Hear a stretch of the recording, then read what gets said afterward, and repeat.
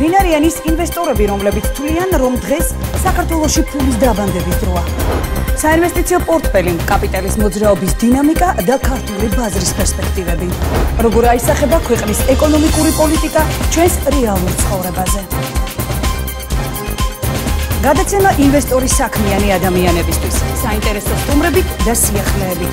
ყოველ პარასკევს, ზუსტად 22 საათსა და 30 წუთზე. ჩვენ ხვდებით ერთმანეთს. ვის დარჩება უკრაინა და ვის საქართველო, იყოფენ თუ არა კრემლი და ევროპა პოსტსაბჭოთა ქვეყნებს? არის თუ არა რუსეთისთვის სასიცოცხლოდ მნიშვნელოვანი მსოფლიო რუკაზე საქართველო, როგორც ევროპისა და აზიის დამაკავშირებელი მთავარი სატრანზიტო კვანძი და უკრაინა, როგორც ევროპაში გამავალი ყველაზე უმოკლესი გზა. უკრაინელმა ერმა არჩევანი ევროკავშირზე გააკეთა, საქართველოში კი ერმაც და მთავრობამაც. რა ეკონომიკურ სარგებელს მოუტანს ჩვენს ქვეყანას ევროკავშირის 500 მილიონიანი ბაზარი, 4%-იანი ეკონომიკური ზრდა მოკლევადიან პერსპექტივაში და 12%-იანი გრძელვადიან გეგმებში, რას ნიშნავს ჩვენი ქვეყნისთვის ევროკავშირის და რას რუსეთის ბაზარი.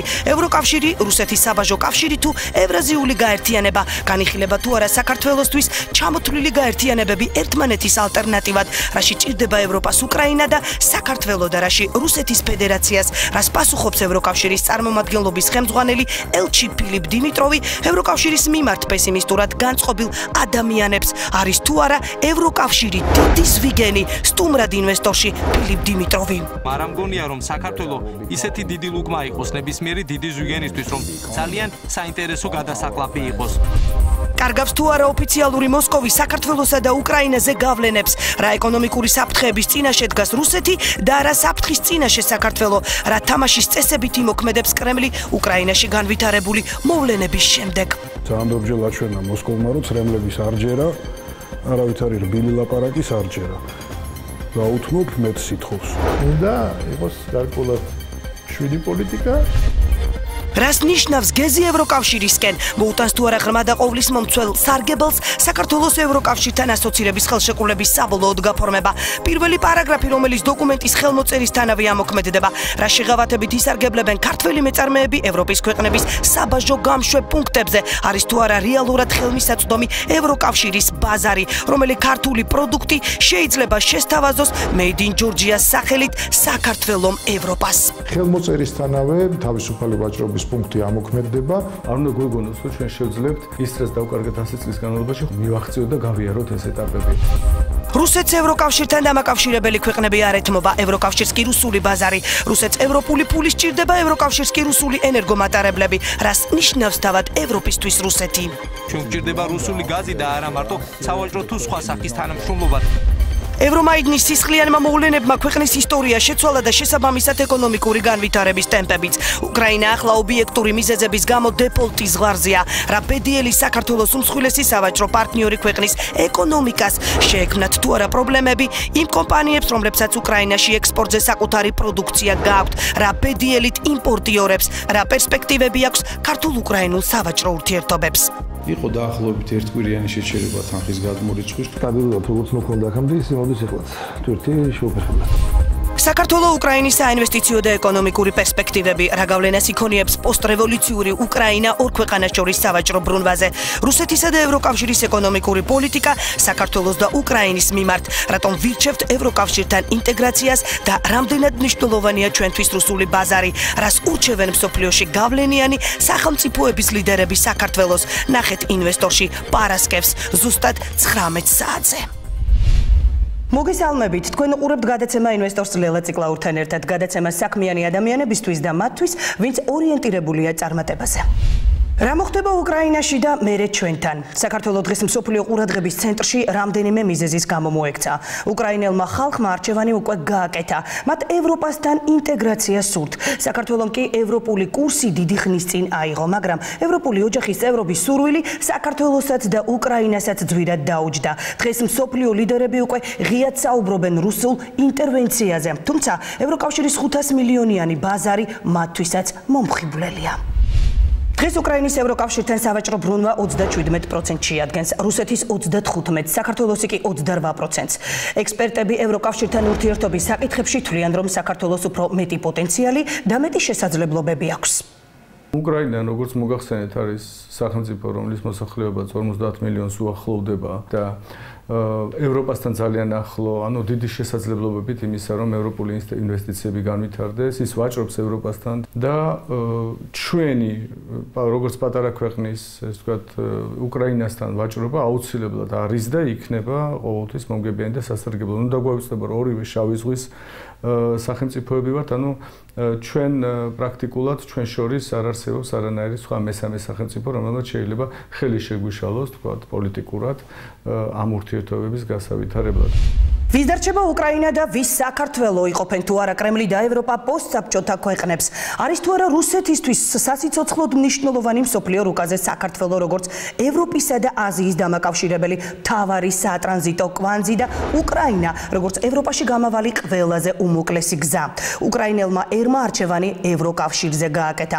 საქართველოში კი ერმაც და მთავრობამაც. რა ეკონომიკურ სარგებელს მოუტანს ჩვენს ქვეყანას უკრაინის 500 მილიონიანი ბაზარი? 4%-იანი ეკონომიკური ზრდა მოკლევადიან პერსპექტივაში და 12%-იანი გრძელვადიან გეგმებში, რას ნიშნავს ჩვენი ქვეყნისთვის ევროკავშირის და რუსეთის ბაზარი, რაში ჭირდება ევროპას უკრაინა და საქართველო და რაში რუსეთის ფედერაციას, რას პასუხობს ევროკავშირის წარმომადგენლობის ხელმძღვანელი ელჩი ფილიპ დიმიტროვი ევროკავშირის მიმართ პესიმისტურად განწყობილ ადამიანებს, ინვესტორში სტუმრად ფილიპ დიმიტროვი. რას მისცემს ევროკავშირი უკრაინას, რამდენად უღირს უკრაინის ერს იყოს ევროკავშირის ღირსეული წევრი, ვინ დგას ოპოზიციური ძალის უკან და ვინ დგას, ასე ვთქვათ, იანუკოვიჩის უკან, როგორ შეაფასებდით ზოგადად მოვლენებს, რომლებიც განვითარდა უკრაინაში? მე დავიწყებდი არა იქიდან ვინვის უკან დგას, არამედ იქიდან თუ ჩვენ როგორ ვეპყრობით ჩვენს პარტნიორებს. ჩვენ ძალიან მნიშვნელოვნად მიგვაჩნია ჩვენი პარტნიორები, განსაკუთრებით სამეზობლო პარტნიორული ურთიერთობებიდან გამომდინარე. ჩვენ გვეხება უკრაინა და ხალხი, რომელიც თავის აზრს გამოხატავს და ეს ადამიანები თავისუფლად გამოთქვამენ აზრს. სწორედ გამოხატვის თავისუფლების წყალობით. ჩვენ დავინახეთ ხალხის პროტესტი და დავინახეთ ისიც, რომ ძალიან ბევრი გაკეთდა, რომ დემოკრატიულ ინსტიტუტებს ემუშავათ, მაგრამ მოხდა ისე, რომ ვილნიუსის სამიტის წინ, მაშინ როცა იყო მზაობა დემოკრატიული ინსტიტუტების შეუფერხებლად მუშაობის, აღმოჩნდა, რომ ესე არ არის და ალბათ ამას თვალი უნდა გაუსწოროთ. სწორედ ამის შესახებ უკრაინელმა ხალხმა გამოხატა გულწრფელი განწყობა და ბუნებრივია, ჩვენ მას სერიოზული ყურადღება უნდა მივაქციოთ. ჩვენთვის ხალხის აზრი უზენაესია და დღეს ძალიან მნიშვნელოვანია, მათ არჩევანს მიეცეს სწორი მიმართულება. დასაკვირველია, ეს ძალიან ბევრ პრობლემას ქმნის, მაგრამ ეს ყველასთვის გასაგები და მისაღები უნდა იყოს. რუსეთს უკრაინის დაკარგვა. თუმცა, მოდით მეორე მხრივ გავაანალიზოთ სიტუაცია. რას ნიშნავს უკრაინისთვის რუსეთი, რუსული ბაზარი და ამავდროულად რას ნიშნავს თავად ევროკავშირისთვის რუსული ბაზარი, იმიტომ რომ ჩვენ ძალიან კარგად გვახსოვს გასული წლები, დიდი დრო არ არის გასული, როდესაც რუსეთმა გარკვეული ემბარგო დააწესა გაზის მიწოდებაზე და გვახსოვს ცივ ზამთარში უგაზოდ და ბუნებრივი აირის გარეშე დარჩენილი ევროპელი ლიდერებიც მოკრძალებულები იყვნენ და ისინი ყოველთვის მოითხოვდნენ, რომ მოლაპარაკების გზით დასრულებულიყო ყველაფერი. როგორ უნდა გააგრძელონ მათ ურთიერთობა რუსეთის ფედერაციასთან?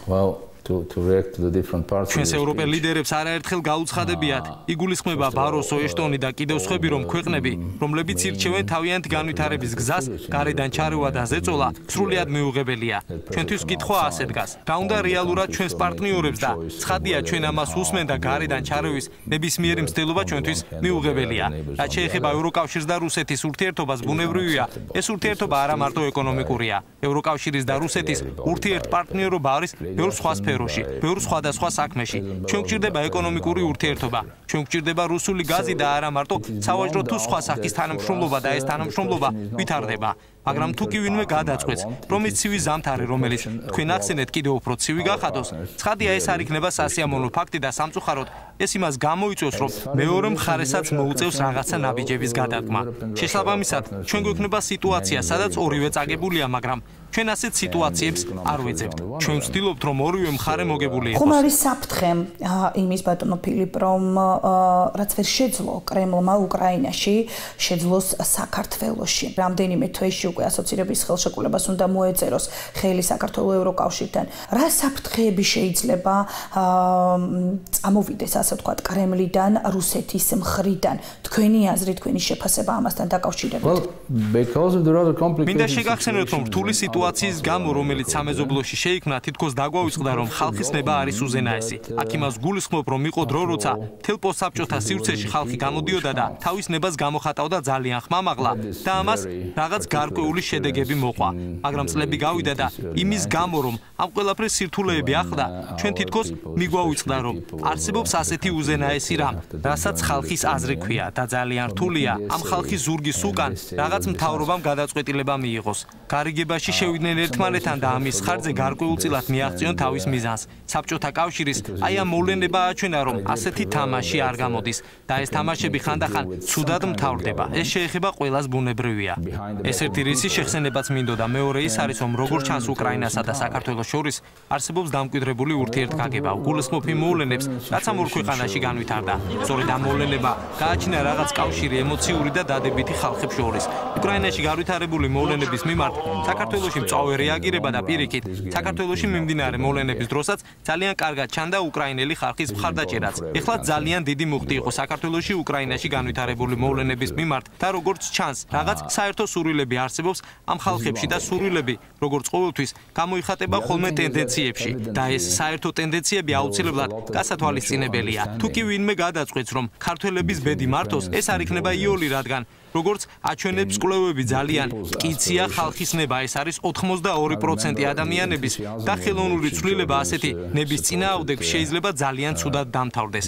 რაც შეეხება ევროპულ ორიენტაციას, ერთ როგორც მთავრობის, ასევე ხალხის მიერ ძალიან მყარად არის გამოცხადებული. მე ამას კი ვამბობ, მაგრამ მე არ ვარ გულთმისანი და დადასტურებით ვერაფრის თქმა ვერ შემიძლია, მაგრამ იმის მზადყოფნა, რომელიც საქართველოში არის, მაფიქრებიდებს, რომ ამას წინ არაფერი დაუდგება. ალბათ არც ის ცივი ზამთარი, რომელიც თქვენ ახსენეთ, არ ამგონია, რომ ეს ცივი ზამთარი იყოს ისეთი საშიშროება, რომელსაც ვერ გადალახავს საქართველო. ყველაზე მთავარი ბატონო ფილიპ აგვისტოს თვე და ასოცირების ხელშეკრულების გაფორმება ევროკავშირთან. ხელშეკრულება არის ორმხრივი, ასევე არსებობს ორმხრივი ვალდებულებები. რას მოგცემს ევროკავშირი ჩვენ საქართველოს და რა შეგვიძლია მივცეთ ჩვენ ევროკავშირს? რა ინტერესებია ევროკავშირის მხრიდან საქართველოში? თქვენი აზრი მაინტერესებს ამასთან დაკავშირებით. რა პოტენციალი გააჩნია ჩვენს ქვეყანას, რომ ქართულმა პროდუქციამ დაიდოს ბინა ევროპულ დახლებზე, რა შანსი არსებობს ევროკავშირის 500 მილიონიან ბაზარზე? მე ვფიქრობ, რომ ძალიან არასწორი იქნებოდა მიდგომა თუ კი ვიტყოდი ასე, რომ ის ქვეყანა, რომელმაც ძალიან დიდი სირთულეები გაიარა ამ თავისი დამოუკიდებლობის პერიოდში, ეს იყო ომი, სამოქალაქო ომები, ემბარგო თუ სხვა პრობლემები და იმ დიდი ძალისხმევის წყალობით, რომელიც ამ ქვეყანამ გაიარა, ასევე იგულისხმება მთავრობის დიდი ძალისხმევა რეფორმების საშუალებით მიეცა ქვეყნისთვის შანსი, რომ ეტაპზე ყოფილიყო ევროკავშირთან ურთიერთობაში. მოხდა ძალიან სწრაფი განვითარება და ჩვენ გვაფიქრებინებს, რომ საქართველო მზად არის ევროკავშირის ბაზარზე შესასვლელად. არის თუ არა მზად საქართველო ამისათვის, არ ამგონია სწორი მიდგომა იყოს. რატომ მოგახსენებთ ამას? ევროკავშირი ამ ასოცირების შეთანხმებით და მისი მნიშვნელოვანი ნაწილით, რომელსაც ქვია ღრმა და ყოვლისმომცველი თავისუფალი ვაჭრობის შესახებ შეთანხმება, აძლევს საქართველოს საშუალებას ინსტიტუტებს, რომელიც დაეხმარება, რომ მიიყვანოს თავისი საკანონმდებლო ჩარჩო და წესები ევროკავშირის წესებთან შესაბამისობაში. ეს არის ის ინსტრუმენტი, რომელიც საქართველოს გახდის ზოგადად ეკონომიკურ ველს და საქართველო ამისგან ნამდვილად მიიღებს სარგებელს. სწორედ ამაზე მექნება საუბარი ეკონომიკის მინისტრთან ამ დღეებში. თუ როგორ დავეხმაროთ მცირე და საშუალო მეწარმეებს, რა საშუალებები გამოძებნოთ, რომ მათი წარმადობა გაიზარდოს და ეს არის ერთ-ერთი მიდგომა, რომ მეტი შესაძლებლობების შეუქმნათ დახმარებისა და ეს მზადყოფნა თანდათანობით მოვიდეს. ალბათ მთავარი არის, რომ ჩვენ შევქმნათ და უნარი გავზარდოთ, რადგან ბაზარზე გასვლის შემდეგ ისინი თვითონ შეძლებენ ოპერირებას. დაბუნებრივია, აქ ძალიან ბევრი ფაქტორია, თუნდაც მსყიდველობის უნარიანობა ქვეყნის, მაგრამ ეს ყველაფერი თანდათანობითი პროცესია და ნელ-ნელა მოვა. ვიცი, რომ ბევრი საფრთხეების შესახებ ლაპარაკობს, რომ მოდის ევროკავშირი როგორც დიდი ზვიგენი, რომელიც გადაკლაპავს. ცოტა მეცინება ამაზე, იმიტომ რომ არ ამგონია, რომ საქართველო ისეთი დიდი ლუკმა იყოს ნებისმიერი დიდი ზვიგენისთვის, რომ ძალიან საინტერესო გადასაკლაპი იყოს. ჯერ მხოლოდ მისი ზომაც რომ გავითვალისწინოთ, ეს არ არის ძალიან დიდი ეკონომიკა, რომელიც ძალიან დიდი ზვიგენისთვის ძალიან საინტერესო ლუკმა იყოს. თუ კი მოაბრუნებთ კითხვას და ვიტყვით, რომ თუ რას მიიღებს საქართველოს, მიმაჩნია, რომ საქართველოსთვის ეს იქნება ძალიან სასარგებლო, რაც შეეხება ჩვენს ინტერესებს. ჩვენთვის მნიშვნელოვანია, რომ ჩვენ საზღვრებზე იყოს ნორმალურად განვითარებული ქვეყნები ნორმალური ეკონომიკური მდგრადობით. იმ სარგებელს, რომელსაც საქართველოს მიიღებს, დრო ჭირდება და ეს ნორმალური პროცესია, ასე რომ ლაპარაკი იმაზე, რომ საქართველოს ჯერ არ არის მზად და ამიტომ ევროკავშირისკენ უნდა მიდიოდეს და სხვა კავშირისკენ არ უნდა მიდიოდეს, გულისხმობ ევრაზიულ კავშირს, არ ამგონია, რომ ეს უფრო მომგებიანი იყოს ქვეყნისთვის და დღესაც თუ კი ვინმე მეტყვის, რომ ევრაზიული კავშირი ამ ქვეყნისთვის უფრო მნიშვნელოვანია, ვფიქრობ, რომ არასერიოზულია. აქედან გამომდინარე, კიდევ ერთი შეკითხვა, რა პოტენციალი არსებობს საქართველოს გახდეს ევროპისა და აზიის დამაკავშირებელი ცენტრალური, ასე ვთქვათ, მაგისტრალური სატრანზიტო ჰაბი. რა პოტენციალს ხედავს ევროკავშირი საქართველოში, როგორც გასული ხელისუფლების, ასევე ახალი ხელისუფლების მთავარი გზავნილები, მაინც ეკონომიკის განვითარებასთან დაკავშირებით, მაინც არის ეს და კიდევ ერთი რა ეკონომიკური, ასე ვთქვათ, სარგებელი შეიძლება მოუტანოს ასევე ევროკავშირთან თავისუფალი ვაჭრობის შესახებ ხელშეკრულების გაფორმება. ჰაბი არ არის თეორია, ეს უნდა იყოს პრაქტიკულად განხორციელებადი. უნდა ზუსტად იცოდე, როგორ აკეთებ ამას და რას აკეთებ, ძალიან კონკრეტულად უნდა გქონდეს განსაზღვრული. საქართველოს აქვს ამის პოტენციალი. ამას წინათ კითხულობდი სტატიას ძალიან მნიშვნელოვანი მკვლევარი, სადაც ის წერს, რომ 2004 წლიდან მოყოლებული ქართველებმა ძალიან ინტენსიურად დაიწყეს რეფორმების განხორციელება, არა იმიტომ, რომ ჩვენ რაღაცას ვთხოვდით, არამედ ეს იყო მათი საკუთარი ხედვა და მათგან მომავალი სურვილი. ხანდახან შეჩერებაც კი გვიწევდა რეფორმების რიტმის, რადგან ეს ყოფილიყო ქვეყნის საერთო განვითარების ტემპთან შესაბამისი. ამას ძალიან დიდი გამბედაობა ჭირდება. საქართველოს ჯიუტად მიუყვება ამ კურს წლების განმავლობაში და ეს ძალიან დასაფასებელია და ჩვენ ამას ძალიან დიდ პატივს ვცემთ. სწორედ ამით არის გამოწვეული ის ღრმა და ყოვლისმომცველი თავისუფალი ვაჭრობის სივრცე, რომელიც საქართველოსთვის არის შეთავაზებული. ყველაზე უფრო გულუხვია და მე მინდა მიულოცო ეს საქართველოს, რადგან ეს ძალიან კარგია. ეს არის ის ჩარჩო თუ როგორ უნდა გახდე ჰაბი. ცხადია ვისურვები, რომ ეს იყოს ევროპული მიმართულების გზა ჰაბის ჩამოყალიბებისთვის. ძალიან მნიშვნელოვანია ქვეყანა მიპოვოს თავისი ადგილი და სივრცე ამ პროცესში. საქართველოს ამ პროცესში ნამდვილად ელის წარმატებები. მე კი ვარ ევროპელი, მაგრამ რაც ამერიკის პრეზიდენტმა უთხრა თქვენს პრემიერ-მინისტრს და გაიმეორა თითქმის ის, რაც ვან რომპეიმ უთხრა 2 თვის წინ თქვენს პრემიერ-მინისტრს, რომ ეს წლები, რომელიც საქართველოს გაიარა ამ წლების განმავლობაში, იყო ძალიან წარმატებული და აუცილებელია, რომ ეს გზა გაგრძელდეს. გასაგებია, რომ ეს არ არის 100%-ით ადვილი, შესაძლოა რაღაც სირთულეები იყოს, მაგრამ ეს არის გზა, რომელიც ჩემი აზრით არის სწორი და მართალი. ძალიან დიდი მადლობა ბატონო ფილიპ, რომ იყავით გადაცემა ინვესტორის სტუმარი. მადლობა თქვენ. მომავალ შეხვედრამდე. ერთი საკითხი არას ნიშნავს უკრაინისთვის და საქართველოსთვის ევროკავშირის ბაზარი, რომელზეც დღევანდელ გადაცემაში უფრო დეტალურად გვექნება საუბარი თავად ევროკავშირის საქართველოს ბიზნეს საბჭოს გენერალურ მდივანთან, მაგრამ მეორე საკითხია თავად საქართველოს-უკრაინის სავაჭრო ურთიერთობები. უკრაინა-საქართველოს შორის სავაჭრო ბრუნვამ 2013 წელს 795 მილიონ 127,000 დოლარი შეადგინა. ამ წლის მარტო იანვრის თვეში კი 57 მილიონ 111,000 დოლარი. ევრომაიდანზე განვითარებული მოვლენებიდან გამომდინარე, უკრაინა ახლა დეფოლტის ზღვარზეა. რა ბედიელი საქართველოს უმსხვილესი სავაჭრო პარტნიორი ქვეყნის ეკონომიკას და რა ბედი იმ ბიზნესმენებს, რომლებიც ამ ორ ქვეყანას შორის ექსპორტ-იმპორტით არიან დაკავებულნი. რა პერსპექტივები აქვს ქართულ-უკრაინულ სავაჭრო ურთიერთობებს? ნახეთ სალომე ძაძამიას სიუჟეტში. უკრაინა დეფოლტის ზღვარზეა. ევრომაიდანზე განვითარებულმა მოვლენებმა ქვეყნის ისტორია შეცვალა, თუმცა რა ბედიელი საქართველოს უმსხვილესი სავაჭრო პარტნიორი ქვეყნის ეკონომიკას ამ ეტაპზე გრძელვადიანი პერსპექტივა ეჭვქვეშ დგას. უკრაინელმა ხალხმა გაიმარჯვა, დათმობს თუ არა რუსეთი უკრაინას, ამას დრო აჩვენებს, თუმცა მანამდე ინვესტორი შეეცადა გაერკვია, შეექმნა თუ არა პრობლემები ქართულ კომპანიებს, რომლებსაც საკუთარი პროდუქცია ექსპორტზე უკრაინაში გააქვთ. კომპანიებს, რომლებიც უკრაინიდან იმპორტს ახორციელებენ და რა პერსპექტივები აქვს ქართულ-უკრაინულ სავაჭრო ურთიერთობებს.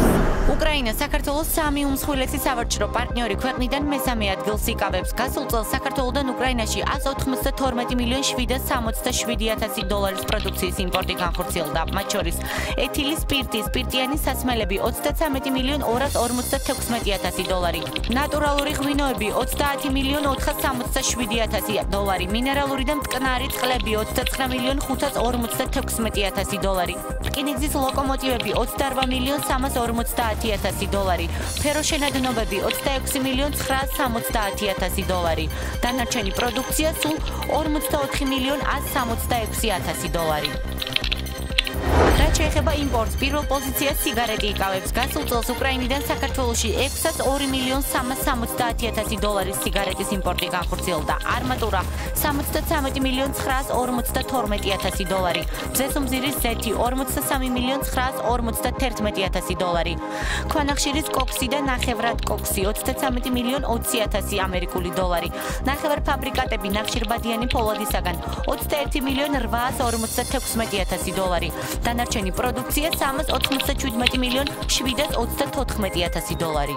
რუსული ემბარგოს შემდეგ ქართული ღვინის გასაღების ბაზრების დივერსიფიცირება მოხდა. უკრაინა იყო ერთ-ერთი პირველი ქვეყანა, რომელმაც ქართულ ბიზნესს მხარი დაუჭირა.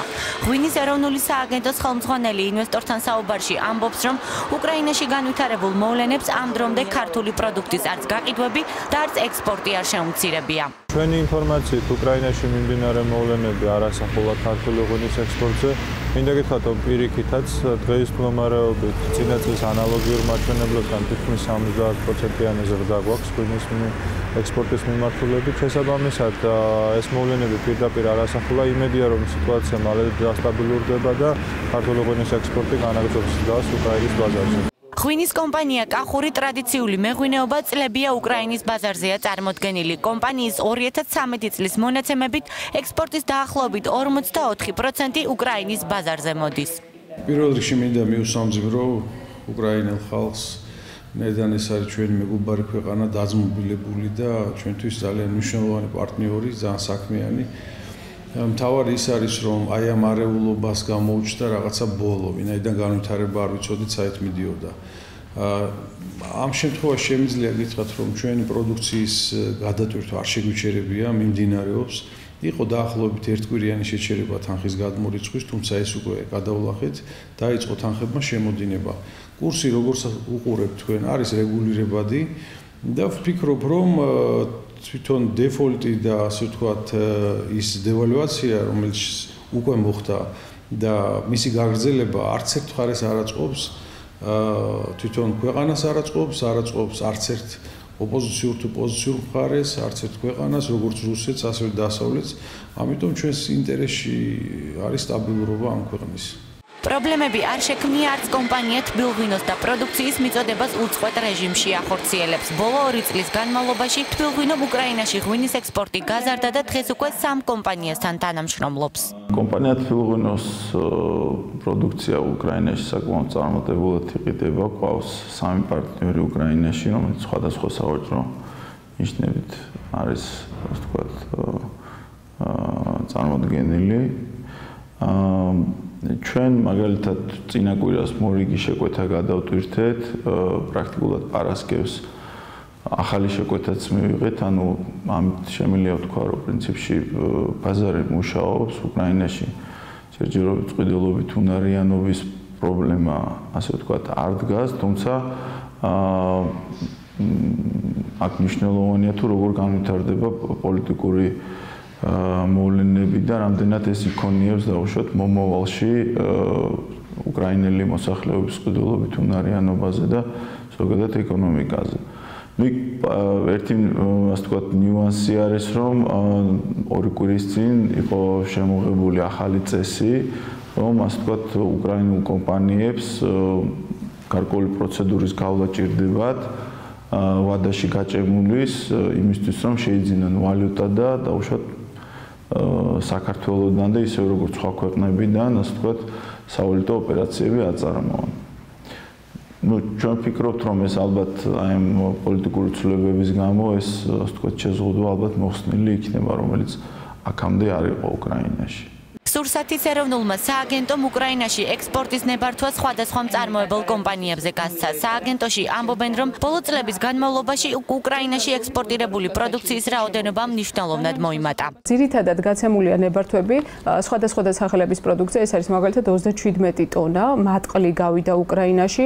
გარდა ამისა გასულია მცენარეული წარმოშობის პროდუქტები და მათ შორის მცენარეებიც. ესენი გახლავთ სხვადასხვა სახელების სამკურნალო მცენარეები, კენკრა, მათ შორის მოცვი, არის მანდარინის წვენი, არის მწვანილი, გატანილი დიდი რაოდენობით, ასევე არის გატანილი ატამი, ვაშლატამა.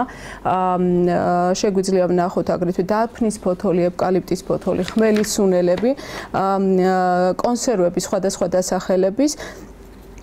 ნუ მატყლზე ვისაუბრეთ, ნამჯა და მოჭრილი ტოტები არის ასევე მცენარეები გატანილი, მათ შორის ყვავილები. არის ასევე მცენარეთა ტოტები სხვადასხვა დასახელების. კომპანია West Invest-ის წლებია უკრაინიდან საქართველოში ხორცპროდუქტების იმპორტს ახორციელებს. კომპანიაში ამბობენ, რომ უკრაინის კრიზისის მიუხედავად მუშაობას ჩვეულ რეჟიმში აგრძელებენ. სტაბილურად როგორც მოქონდა ახამდე, ისე მოდის ეხლაც. თვირთი შეუფერხებლად. ჩვენ ყოველთვის ვღებულობთ. დღესაც მივიღეთ, დღესაც შემოვიდა ბათუმში პარომი და ჩვენ ახანები იყო იმ პარომს. და შემოგვაქვს ჩვენ ქათამი ძირითადად თუნო ქათმის კიდევ სხვადასხვა ნაწილები ისევე ნახევარფაბრიკატები. ვიმბილდან საქართველოს ერთ-ერთი მსხვილი იმპორტიორია, რომელსაც უკრაინიდან სხვადასხვა დასახელების პროდუქცია შემოაქვს. ამ ეტაპზე შესყიდვაზე, ტრანსპორტირებაზე და გამბაჟებაზე კომპანიას შეფერხებები არ აქვს. უკრაინიდან ვახორციელებთ წვენების იმპორტს, ანდორა, სადაჩოკი, ასევე სტერილური რძე, სოფლის ნობათის ბრენდით. ამ ეტაპზე პრინციპში გადამოწმებული მონაცემები მაქვს, არც შესყიდვაზე, არც ტრანსპორტირებაზე და არც გამბაჟებაზე არაფერი პრობლემა არ ფიქსირდება. 2009 წლიდან ვიმბილდან საქართველოს იზრდება ბაზარზე. გვაქვს დიდი წილი იმპორტი, დიდი წილი ექსპორტიც ასევე აზერბაიჯანის მიმართულებით. და ეს ყველაფერი მეტყველებს იმაზე, რომ კარგი საინვესტიციო გარემო არის საქართველოში და თამამად შეიძლება, რომ განვაგრძოთ ინვესტიციების აკუმულირება ჩვენს ქვეყანაში. მიუხედავად იმისა, რომ ამ დრომდე უკრაინაში პოლიტიკური და ეკონომიკური კრიზისია, ეკონომიკის ექსპერტების განცხადებით, ამ ქვეყანას შესწევს ძალა კრიზის თავი მალე დააღწიოს. უკრაინა საქართველოს შორის სავაჭრო ბრუნვამ 2013 წელს 795 მილიონ 127,857 დოლარი შეადგინა. 2014 წლის იანვრის მონაცემებით კი 57 მილიონ 111,180 ამერიკული დოლარი. ქართველი და უკრაინელი ბიზნესმენები ამტკიცებენ, რომ წლების განმავლობაში ეს ციფრი რამდენჯერმე გაიზრდება. უკრაინა საქართველოს ეკონომიკური ურთიერთობების პერსპექტივებსა და სავაჭრო ურთიერთობების ზრდაზე დღეს შეფასებებს ექსპერტები, მმართველი გუნდის წევრები და ოპოზიციის წარმომადგენლებიც გიაკეთებენ. ეს არის საკითხი, სადაც ინვესტორმა ალტერნატიული მოსაზრებები ვერ მოისმინა. საკითხი, რომელზეც ყველა თანხმდება და ევროკავშირთან ინტეგრაციის შესახებ კითხვა, რომელზეც საქართველოს მოსახლეობის 82%-ის პასუხი დადებითია. ევროკავშირი, რუსეთის საბაჟო კავშირი თუ ევრაზიული გაერთიანება. განიხილება თუ არა საქართველოსთვის ჩამოთვლილი გაერთიანებები ერთმანეთის ალტერნატივად. კარგავს თუ არა ოფიციალური მოსკოვი საქართველოსა და უკრაინაზე გავლენებს, რა ეკონომიკური საფრთხების წინაშე დგას რუსეთი და რა საფრთხის წინაშე საქართველო, რა თამაშის წესებით იმოქმედებს კრემლი უკრაინაში განვითარებული მოვლენების შემდეგ. ამ თემაზე შეფასებებს ინვესტორში ექსპერტები და პოლიტიკოსები აკეთებენ. უკრაინა საქართველოს ეკონომიკური ურთიერთობების პერსპექტივებსა და სავაჭრო ურთიერთობების ზრდაზე დღეს შეფასებებს ექსპერტები, მმართველი გუნდის წევრები და ოპოზიციის წარმომადგენლებიც გიაკეთებენ. ეს არის საკითხი, სადაც ინვესტორმა ალტერნატიული მოსაზრებები ვერ მოისმინა. საკითხი, რომელზეც ყველა თანხმდება და ევროკავშირთან ინტეგრაციის შესახებ კითხვა, რომელზეც საქართველოს მოსახლეობის 82%-ის პასუხი დადებითია. ევროკავშირი, რუსეთის საბაჟო კავშირი თუ ევრაზიული გაერთიანება. განიხილება თუ არა საქართველოსთვის ჩამოთვლილი გაერთიანებები ერთმანეთის ალტერნატივად. კარგავს თუ არა ოფიციალური მოსკოვი საქართველოსა და უკრაინაზე გავლენებს, რა ეკონომიკური საფრთხების წინაშე დგას რუსეთი და რა საფრთხის წინაშე საქართველო, რა თამაშის წესებით იმოქმედებს კრემლი უკრაინაში განვითარებული მოვლენების შემდეგ. ამ თემაზე შეფასებებს ინვესტორში ექსპერტები და პოლიტიკოსები აკეთებენ. ევროკავშირი, ევრაზიული კავშირი თუ საბაჟო კავშირი, განიხილება თუ არა საქართველოსთვის ეს ალტერნატივები. ჩვენი დამოუკიდებლობა არის ყველაზე უფრო ძვირფასი ქართველი ერისთვის. ამ დამოუკიდებლობისათვის რასაც უფრო ხელსაყრელი იქნება, ბუნებრივია იმისას რომ წავიდეთ. ჩვენი დღევანდელი არჩევანი და მყარი არჩევანი არის ევროპისკენ ხედვა და ევროპისკენ მისწრაფება. საერთოდ ბუნებაში გამორიცხული რა თქმა უნდა არაფერი არის. ვინ რაც თავაზობს და რა იქნება და როგორ იქნება. უკრაინის გარეშე ეს ევრაზიული კავშირი აბსურდი გამოდის. რაც შეეხება საბაჟო კავშირს, ეს არის ერთის მხრივ პუტინის გეოპოლიტიკური იმპერიული პროექტი, ოცნება, რომ რამენაერად აღადგინოს ის საბჭოთა კავშირი, რომლის დანგრევასაც კატასტროფა უწოდა 2006 წელს. მიბმა ევროკავშირის ბაზარზე ნიშნავს ქვეყნის ეკონომიკის სწორ სამართლებრივ საფუძვლებზე განვითარება. ჩვენ ახლა თავისუფალი ვაჭრობის შეთანხმებები გვაქვს რუსეთთან ჩათვლით, პრაქტიკულად საბჭოთა კავშირის ყოფილ საბჭოთა კავშირის ყველა ქვეყანასთან. მაგრამ თუ ჩვენ რუსეთთან საბჭოთა კავშირში გავწევრიანდებდით, მაშინ ჩვენ მოგვიწევს უარისთქმა ყველა იმ შეთანხმებაზე, თავისუფალი ვაჭრობის შეთანხმებაზე, რომელიც სხვა ქვეყნებთან გვაქვს დადებული. შეიძლება თუ არა გეოპოლიტიკური რუკა რუსეთს, ევროკავშირს, საქართველოსა და უკრაინას შორის, რატომ ვერ ეთმობა კრემლს ყოფილი პოსტსაბჭოთა ქვეყნები? უკრაინა ეს არის არა მარტო უბრალოდ სატრანზიტო კორიდორი, ეს არის ასევე საფრთხე რუსეთისთვის. თუ უკრაინა იქნება თავისუფალი, ეს სატრანზიტო კორიდორი შეიძლება რუსეთის კონკურენტებმა გამოიყენონ თავის სასარგებლოდ. რუსეთისთვის საქართველო არის ის ადგილი, რომლის ფლობაც მას აძლევს თავისუფალი გადაადგილების საშუალებას თავის სამხედრო ან ეკონომიკური ან ყველა სახის ესე ვთქვათ პროცეს, ესე ვთქვათ მოქმედებისთვის. საქართველოს ძალიან მიმზიდველი გეოპოლიტიკური მდგომარეობა გააჩნია და მიმზიდველი აბსოლუტურად აზიისთვისაც, ევროპისთვისაც და კონტინენტ იქითაც ჩაუბატონო შეერთებული შტატებისთვისაც. თავარი ის არის ამ ჩვენ გეოპოლიტიკას როგორ გამოვიყენებთ ჩვენ დიდი ქვეყნების ინტერესია, დიდი ქვეყნების რომ აი სწორედ იმ შუა აზიიდან წამოსული საბადოები როგორღაც მოხდეს უფრო მოკლე გზით, უფრო მოხერხებული გზით ჩატანა მიწოდებელ ბაზარზე. რას მოუტანს ევროკავშირის 500 მილიონიანი ბაზარი საქართველოს? შეღავათები და პრეფერენციები რას ნიშნავს ევროკავშირთან ასოცირების ხელშეკრულების გაფორმება? მზად არის კი ევროპის ბაზარი იმისთვის, რომ დაუშვათ გაუხსნას თუნდაც ქართულ ღვინოს იმ მასშტაბით გზა, რა მასშტაბითაც დღეს შეიძლება შევიდეს. აგერ მსოფლიოში არის მე მინდა გითხრათ რომ ღვინის წარმოების ჭარბწარმოება სოფლიოში არის ჭარბწარმოება და ბუნებრივია სოფლიო ფიქრობს ამ ემაზე. მარტო ღვინოზე ერთი რო ვერ გავძლებთ. მით უმეტეს მარტო რუსულ ბაზარზე მიბმით, ხო? საქართველოს უნდა გადაიქცეს აი ამ კომუნიკაციურ რეგიონალურ ცენტრად, ანუ სხვა რაღაცეები არის საჭირო და ამ რაღაცეების გაკეთება სჭირდება სწორედ ევროპასთან თავისუფალი სავაჭრო ურთიერთობები და იმ ბაზრებზე გასვლა სჭირდება სერიოზული კონკურენცია, ხარისხის ამაღლება და ეს დაიწყო ეს პროცესი. მთავარია ეს გაგრძელდეს. ეხლა ზუსტად რამდენ ხანში მოხდება ისევ და ისევ ვერ გეტყვით, რამდენ ხანშიც ქართული ბიზნესი მთლიანად გადაერთვება ამ სტანდარტებს. უნდა გვეგონოს, რომ ჩვენ შევძლებთ 5 წელიწადში ის რაც დავკარგეთ 100 წლის განმავლობაში 5 და 10 წელიწადში ჩვენ ეს მივახციოთ და გავიაროთ ეს ეტაპები. არა, მაგრამ ჩვენ უნდა ვეცადოთ რაც შეიძლება სწრაფად გავიაროთ ეს. ევროპა ჩვენ გვჭირდება ზუსტად იმისთვის, რომ ეს არის ის მაგალითი, აბსოლუტური მაგალითი იმისა, თუ საითგან უნდა გვევლოთ ჩვენ ეს ბოლო 100 წელიწადი. რა შეიძლება შესთავაზოს ევროკავშირის მომხმარებელ საქართველოს Made in Georgia-ს სახელით? საქართველოში ძალიან დიდი პოტენციალი არსებობს. საქართველოს უნდა აღედგინოს ინდუსტრიალიზაცია. ინდუსტრიული ქვეყანა უნდა გავხდეთ და უნდა შეიქმნას კონკურენტუნარიანი პროდუქცია. რუსეთის ეს თქვა ემბარგომ პრაქტიკულად ხელი შეუწყო დივერსიფიცირებას საქართველოს საგარეო სავაჭრო ეს თქვა ურთიერთობებისა. მე ვიტყოდი რომ მაინც არ არის საკმაოდ ისე დივერსიფიცირებული როგორც უნდა იყოს ჩვენ შემთხვევაში, იმიტომ რომ ჩვენ პრაქტიკულად ისეთ ადგილას ვართ გეოგრაფიულად რომ უნდა გქონდეს მეტი კავშირები კიდე ნებისმიერ სხვა რეგიონებთანაც.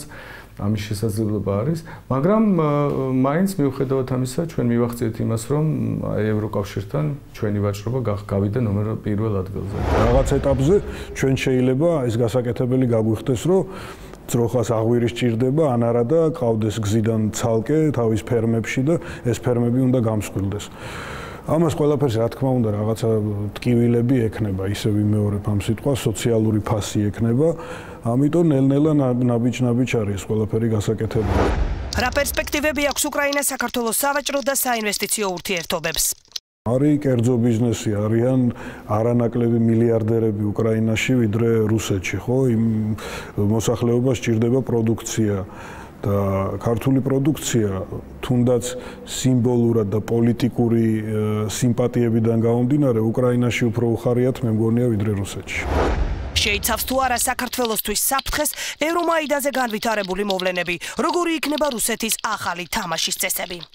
მოდით ნუ რაფერს ნუ გამორიცხავთ, იმიტომ რომ ყველამ კარგად ვიცით რომ გავლენის დაბრუნება საქართველოსზე რუსეთს ნამდვილად აქვს ამისი ამბიცია და რომელიც არაერთხელ განუცხადებია ის კი არა რომ ვიღაცამ რაღაც ყურმოკრული ვიცით არაერთხელ განუცხადებია და არაერთხელ თქმულა რა თქმა უნდა შესაძლებელია იყო ომი აფხაზეთში სამხრეთ ეგრეთ წოდებული სამხრეთ ოსეთში მე 2008 წლის სამხრეთ ოსეთი 5 დღეში დამთავრდა ყველაფერი, ხო? ძალიან ბევრჯერ აჩვენა მოსკოვმა, რომ ცრემლების არჯერა, არავით არის რბილი ლაპარაკის არჯერა.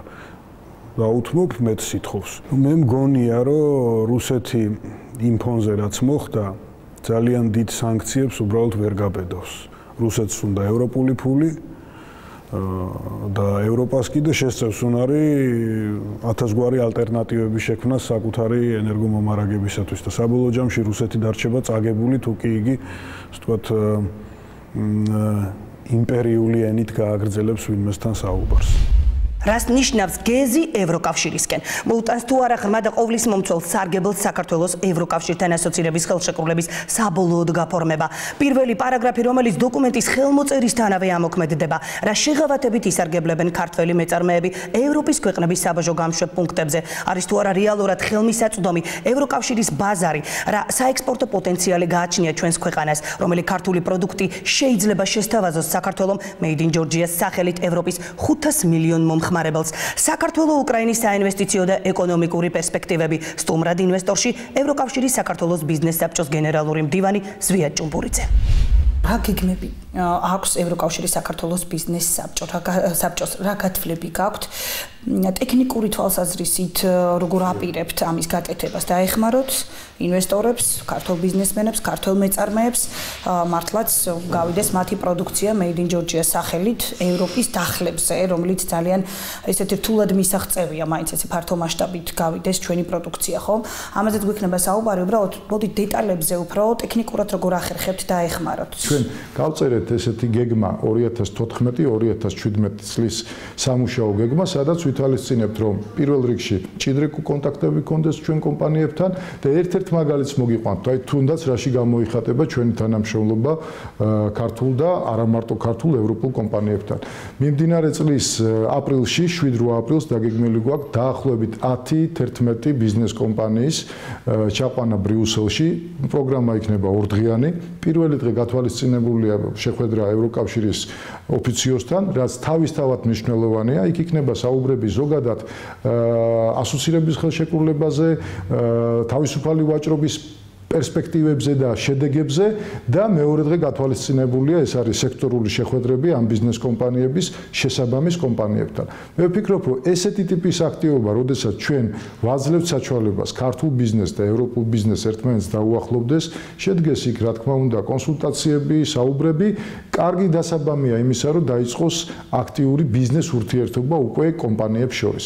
ამავე დროს გათვალისწინებულია პირდაპირ გეტყვით ძალიან საინტერესო ფორმატი გვაქვს, ეს არის British Petroleum-ის, Statoil-ის და Total-ის მონაწილეობა აი ამ შეხვედრებში. რაც ნიშნავს, რომ მათი წარმომადგენლების დასწრება ეს ერთგვარი კარგი გაგებით ვთქვათ, არის ლობირება ქართული ბიზნესის ევროპულ ბიზნესთან. ჩვენ მაგალითად ეხლა გვეგმავთ თბილისში გაიხსნება იქნება ფოტოგამოფენა, 20 კომპანია მიიღებს მონაწილეობას, ქართული მათ შორის და ევროპული კომპანიებიც და შემდგომში ბრიუსელი, ლონდონი, გერმანია და 2017-მდე დაახლოებით 12 დედაქალაქში გვინდა რომ ეს ფოტოგამოფენა და ამას პლუს პრეზენტაცია თუ რა ბიზნეს კლიმატია, რა ბიზნეს გარემოა საქართველოში, აერთობლივად თქვათ წარვადგინოთ უცხოელ ინვესტორებთან და კომპანიებთან და რა თქმა უნდა იქ მოვიწვიოთ ინვესტორები, მოვიწვიოთ უცხოური კომპანიები, რათა თვალი შეეჩვიოს, რომ ნახონ, რომ ეს გამოშვებულია საქართველოში და მათ იცოდნენ, რომ საქართველოს გარდა ღვინისა და გარდა თქვათ იგივე მინერალური წყლისა აწარმოებს სიტყვაზე ვიძახი იგივე სხვადასხვა პროდუქცია სოფლის მეურნეობის. კი ბატონო, ანუ ქართული პროდუქციის პოპულარიზაციისთვის თქვენ გაქვთ თქვენი მეთოდი არჩეული, არის თუ არა ღია თქვენი ბიზნეს საბჭოს კარი ყველა მეწარმისთვის. ასე ვთქვათ, რა შემთხვევაში ხდებიან ისინი თქვენი წევრი კომპანიები, მე ვიცი რომ ეხლა 10-ობით არის ალბათ 30-მდე კომპანია თქვენი წევრი, ვისთვის არის თქვენი კარი ღია? აქვს რომელიმე დაუშვათ უცხოურ ბიზნესს და მე ამის მაგალითს მოგიყვან გაწევრიანდეს ევროკავშირის საქართველოს ბიზნეს საბჭოში, ჩვენ მზად ვართ, რატომ უნდა დაუხუროთ მათ კარი. მაგალითად კომპანია ნატახტარი, რომელიც ძირითადად არის მაინც თურქული ინვესტიცია, შემოვიდა ჩვენი წევრი გახდა, აქტიური წევრია პირდაპირ გეტყვით და მე ვფიქრობ, რომ ეს არის ძალიან კარგი წარმატებული ნაბიჯი. ასევე რუსული კომპანია ლუკოილი, მათ გამოთქვეს სურვილი, რომ თქვათ ეთანამშრომლად ევროკავშირის საქართველოს ბიზნეს საბჭოსთან და ჩვენ სიამოვნებით გავუღეთ კარი. ასე რომ ჩვენ არ მიჯნავთ, რომ მანდამაინც იყოს ევროპული და ქართული. კარგია რომ აი რა ესეთი რაღაცა სინთეზი მოხდეს ევროპული, ქართული და იგივე სხვადასხვა ქვეყნების კომპანიები გაერთიანდნენ ჩვენ ორგანიზაციაში. კი ბატონო, მოდით გადავიდეთ ყველაზე მნიშვნელოვან თემატიკაზე. აგვისტოში ხელი მოეწერება ასოცირების ხელშეკრულებას თავისუფალ ვაჭრობასთან დაკავშირებით. ეს იქნება აგვისტოში, ნიშნავს თუ არა, რომ სექტემბერში ღია იქნება დაუშვათ ევროკავშირის 500 მილიონიანი ბაზარი. რა გზა უნდა გაიაროს ჩვენმა მეწარმეებმა, საკმაოდ მკაცრი რეგულაციები იქნება ხარისხის თვალსაზრისით, სურსათის უმნებლობის კანონპროექტი, რომელიც სურსათის უმნებლობას და ხარისხის სტანდარტებს გულისხმობდა წლების განმავლობაში რამოდენიმე მუხლი სპეციალურად, გეგმაზომიერად არ იყო ამოქმედებული, იმიტომ რომ დაიკეტებოდა ალბათ საქართველოში ყველა საწარმო ინდუსტრია გაჩერდებოდა და ასე შემდეგ. თქვენ როგორ ფიქრობთ, რა პოტენციალი არსებობს დღეს ქვეყანაში? ფიქრობ, რომ იცით რა, გადაჭარბებული იქნება თუ ვიტყვი, რომ ჩვენ ამისთვის სრული მზაობა გვაქვს. ნამდვილად არა გვაქვს, იმიტომ რომ მარტო ის რომ ჯერ ერთი საჭიროა ტექნოლოგიების გაუმჯობესება, თქვენ იცით თუ რა რეგულაციები არის ევროკავშირში და როგორი აი რასაც ქვია food safety, ანუ სურსათის უვნებლობა, მისი ხარისხი, ეს იმდენად დიდი მოთხოვნა არის ამ შემთხვევაში ყველა დონეზე ევროპულ ქვეყნებში, რომ ამის ესე ბოლომდე ვთქვათ, რომ ჩვენ მზათა ვართ იმისთვის, რომ ყველა კომპანიამ თავის პროდუქცია შეიტანოს, ეს იქნება ტყუილი, ეს წარმოუდგენელი. მაგრამ არის ძირითადად რამოდენიმე ისეთი მნიშვნელოვანი საქართველოში კომპანია და ახლობით ალბათ 10-15 კომპანია, რომელიც მზად არის ეს გააკეთოს. ის პროდუქცია, რომელიც მოხდება ევროპულ დაღზე, როგორც თქვენი ძახით ხო, ადგილზე რომ მოხდება და ევროპელი მყიდველი ამას გასინჯავს და თქვათ ამ შემთხვევაში მიიღებს ამ პროდუქციას, უნდა იყოს მაღალი ხარისხი. ბევრ კომპანიას მოუწევს გამოსწორება თქვათ ხარისხის, იგივე ტექნოლოგიების გაუმჯობესება, იგივე მენეჯმენტის გაუმჯობესება. ერთი ევროკავშირის მოთხოვნები, რეგულაციები, მკაცრი მოთხოვნები შეიძლება ზოგიერთ ასე ვთქვათ მუხლზე ითქვას და მეორე არის შეღავათები, რომელსაც გვთავაზობს ევროკავშირი. რა პრეფერენციები, აი კვოტებთან დაკავშირებით, საბაჟო კუთხით, რა შეღავათებით შეუძლიათ ისარგებლონ თუ კი ჩვენმა ბიზნესმენებმა, მეწარმეებმა, ინდუსტრიაში ჩაბმულმა, ასე ვთქვათ, ბიზნესმენებმა, თუ კი მათი პროდუქციის ხარისხი მართლაც დააკმაყოფილებს ევროკავშირის სტანდარტებს. რა შეღავათებია საუბარი? იქნება ნულოვანი და ყოველ შემთხვევაში ეს იქნება ძალიან გამარტივებული ამ შემთხვევაში ადვილად დასამკვიდრებელი ადგილი ქართული კომპანიისთვის. სწორედ თავისუფალი ვაჭრობის ყველაზე მიმზიდველობა არის ის, რომ პროცედურები ბარიერები თქვათ ვაჭრობის იქნება გამარტივებული. ასე რომ თქვათ თუ გაგშენ რაღაც ნაწარმი, შეგიძლია ის რომელიც ხარისხიანია, შეგიძლია ის ძალიან მარტივად, ჩვეულებრივად ისე როგორც იყიდება მეზობელ ქვეყანაში და სხვადასხვა ქვეყნებში, შევიდეს ევროპულ ბაზარზე, ჩვეულებრივად იქ გეყოლება, რა თქმა უნდა, პარტნიორი უნდა იყოს, რომელიც ამას დისტრიბუციას გაუკეთებს, რომელიც ამას გაყიდის და ძალიან მარტივად შეიძლება ყოველგვარი სირთულეების გარეშე ეს ბიზნესი გაკეთდეს.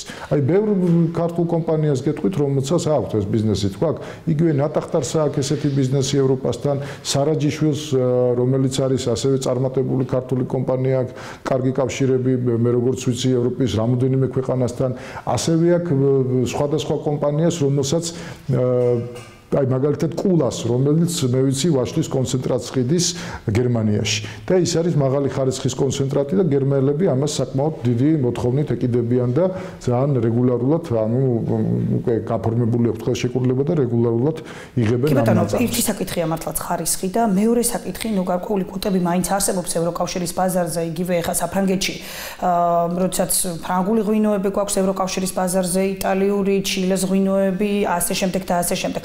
კონკურენციის თვალსაზრისით იქ გარკვეული კვოტები იქნება ალბათ თუნდაც ჩვენი ქართული ღვინის დაშვება, სხვადასხვა პროდუქციის დაშვება, იმიტომ რომ ევროკავშირი მაინც იცავს საკუთარ ბაზარს, ასე ვთქვათ. აი ამ შემთხვევაში რა ხდება კონკურენციის გაწევის თვალსაზრისით?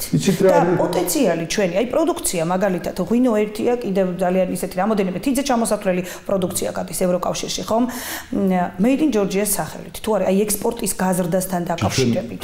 გეოგრაფიულად არა ვართ იმ ხელა ქვეყანა და არ გვაქვს ისეთი დიდი წარმოებები, რომ რაღაც პრობლემა შეიძლება იგივე კოტებთან შეიქმნას. რატომ? რა რაოდენობა უნდა ვაწარმოოთ ჩვენ ან ღვინო, ან თუნდაც ბრენდის არაჯიშვილი, ან თუნდაც ნატახტარის ლიმონადი, რომ ამ მთელი ევროპა გადაფაროს. ეს ხო წარმოუდგენელი. იგივე ეს იქნება მინერალური წყალი ბორჯომი, ეს იქნება თქვათ ლიმონადი თუ ღვინო თუ ეს იქნება ნაწარმი თქვათ მარნეულის გარხნის თუ კულასი. თავარი არის ერთი რამ, რომ ეს გადანაწილდეს მეტნაკლებად, თქვათ, ანუ ერთ ქვეყანაში კი არ იყოს ყველაფერი კონცენტრირებული, არამედ მთელ ევროპას მცირე რაოდენობით, რაღაც დოზირებით, მაგრამ რო შევიდეს. მე გეტყვი თქვენ, ამის საშიშროება, რომ ვიღაცამ კოტა დაგვიწესოს, ჩვენ არ გვექნება, იმიტომ რომ ვერ ვაწარმოებთ ჩვენ იმ რაოდენობას, რომ რაღაცა თქვათ საფრანგეთი შეწუხდეს ქართული პროდუქციით, ან თუნდაც დიდი ბრიტანეთ. ეს გამორიცხული. ყველას არ აქვს შანსი ევროკავშირის ბაზარზე გაიტანოს საკუთარი პროდუქცია. თუ არსებობს ისეთი ინვესტორი, არსებობენ ისეთი ინვესტორები, ისეთი ქვეყნებიდან, რომლებიც ცდილობენ საქართველოში წარმოება ააწყონ და შემდეგ საქართველოს გავლით აქ დამზადებული პროდუქცია მოხდეს ევროკავშირში, რომელიც შეუწყობს ასევე დასაქმებას ხელს. ის რო თქვათ, ეხლა დღეს უცებ გაჩნდეს ისეთი ინვესტორი, რომელიც ამ პროდუქციას მომენტალურად აქ გააკეთებს და გაიტანს, ესე არ არის, მაგრამ უკვე ფიქრობენ, მე როგორც ვიცი, სხვათა შორის ჩინელი ინვესტორები ფიქრობენ ამას, ფიქრობენ სხვადასხვა ამ ქვეყნის დავარქვათ ბიზნეს წრეები. ეს ფორმაც იცით როგორ არის, თუ კი სამუშაო ადგილი გაჩნდება და ჩვენი მოქალაქე დასაქმდება, შესაძლებელია ეს კარგი ფორმაც იყოს, მაგრამ როდესაც სხვა ინვესტორი შემოდის, სხვა კომპანია შემოდის და შენსაც მხოლოდ იყენებს იმისთვის, რომ ბარიერები არ კონდეს რთული და მხოლოდ ეწეროს გაკეთებულია საქართველოში და თავისი ინტერესი ჩადოს, რა თქმა უნდა, მისი მოგების წილი, რა თქმა უნდა, გაცილებით მეტი იქნება. ქვეყანას, რა თქმა უნდა, დარჩება თავის მოგების წილი, იქ მუშახელის დასაქმდება, ესეც კარგია, მაგრამ მე მაინც ვფიქრობ, რომ იქნებ ჩვენ მოვზებნოთ ის ოქროშვალები, რომელსაც ქვია, რომ ჩვენმა კომპანიებმა ნელ-ნელა დაიწყონ ფიქრი უკვე გრძელვადიან გეგმებზე, როგორ დამკვიდრდნენ ევროპაში. მე გეტყვით, ნუ შეაშინებთ, აი ეს მინდა უთხრა ჩვენ ბიზნეს კომპანიებს, მე კიდევ ვიძახი, ექსპერტი არა ვარ, მაგრამ ძალიან 10 წელი მომიწია ჩემი სამსახურიდან გამომდინარე ევროპულ ქვეყნებში ცხოვრება. ასე რომ, ნუ შეაშინებთ, იქ ძალიან ბევრი სხვათა შორის განვითარებადი, ანუ სუსტი ეკონომიკური მონაცემების ქვეყნების პროდუქციებიც იყიდება და ძალიან კარგადაც იყიდება. ჩემი ბოლო შეკითხვა ბატონ ზვიად, პირველი პარაგრაფი, რომელიც ამოქმედდება აგვისტოში ასოცირების ხელშეკრულებაზე ხელის მოწერის შემდეგ. რა იქნება ეს? პრაქტიკულად რეგულაცია მე თუ არ მეშლება, როგორც მითხრეს ევროპელმა ჩინოსნებმა, ხელმოწერისთანავე თავისუფალი ვაჭრობის პუნქტი ამოქმედდება. ეს ნიშნავს, როგორც გითხარით დასაწყისში, რეალურად დღესაც შეგვიძლია ვაჭრობა, მაგრამ იმ რეგულაციებით, რასაც ითხოვს ამ შემთხვევაში თავისუფალი ვაჭრობა და იქ ბევრი ბარიერი მოხსნილი იქნება, სექტემბრიდან უკვე ჩვენ ბიზნეს კომპანიებს ექნებათ საშუალება, რომ იმოქმედონ და ოპერირება გაწიონ ევროპულ ბაზარზე. მე ვფიქრობ, ეს ძალიან საინტერესო პროცესი არის, ეს არის გრძელვადიანი პროცესი, მაგრამ ძალიან მნიშვნელოვანი. მინდა უთხრა ჩვენ წევრ კომპანიებსაც, ევროკავშირ საქართველოს ბიზნეს კომპანიებს, ასევე სხვა არაწევრ კომპანიებს, რომ ყოველთვის იფიქრონ ალტერნატივაზე. ვინაიდან იცით რა არის, ძალიან კარგია მეზობელ ქვეყნებთან ვაჭრობა, ძალიან კარგია, როდესაც შენი პროდუქცია მარტივად გადის სხვა ქვეყნის ბაზარზე, თქვათ ეს იქნება აზერბაიჯანის, სომხეთის, თურქეთის, თუ იგივე რუსეთის ბაზარი, მაგრამ იცით რა არის, აქ არის ერთი განზომილება, რომელიც პრაქტიკულად უკვე ჩვენ აი რაღაცნაირად უკვე ისტორიულად ვაკვირდებით და ესე არის. ევროპული განზომილება მაინც არის უფრო ყველაზე მეტად სტაბილური. ამიტომ მივაქციოთ აი ამ სტაბილურობას ყურადღება და ბიზნესი უნდა იყოს ყოველთვის სტაბილურ გარემოში. ამიტომ არის ევროპული ამ შემთხვევაში განზომილება მნიშვნელოვანი, რომ ჩვენ იქ ბიზნეს აქტივობას ერთგვარი დავარქვათ თავდაცვის ქოლგა ექნება, რომელსაც არაფერი ხელს არ შეუძლია. ძალიან დიდი მადლობა საინტერესო საუბრისთვის. მე ამით გემშვიდობებით, ჩვენი შეხვედრის დრო იცვლება მომავალ პარასკევს 19 საათზე შევხვდებით. განმეორებით კი გადაცემის ნახვის შესაძლებლობა შაბათს 12 საათსა და 30 წუთზე გექნებათ. დროებით.